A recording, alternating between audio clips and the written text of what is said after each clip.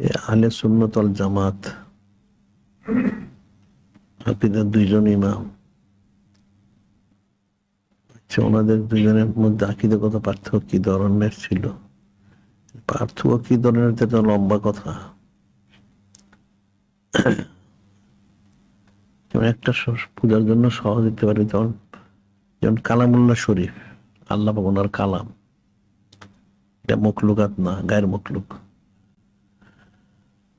কিন্তু হাম্বলি মাযহাবে আমাদের কথা হলো অক্ষরগুলিও গায়ের মখলুক,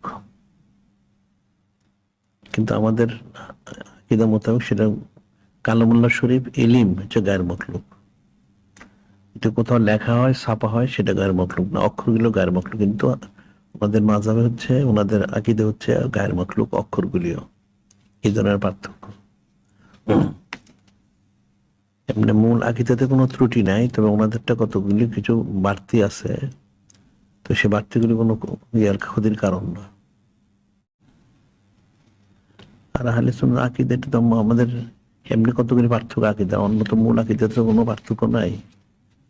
কতগুলি শাখা প্রশাখাতে, মূল আকীদায় কোনো পার্থক্য নেই, শাখা প্রশাখাতে কিছু পার্থক্য। যেমন মাযহাবে যেমন পার্থক্য আছে, ওইরকম সব মাযহাবই তো হক, তা মাযহাবগত দিক থেকে অনেক কিছু পার্থক্য আছে, কিছু শাখা প্রশাখা সেরকম।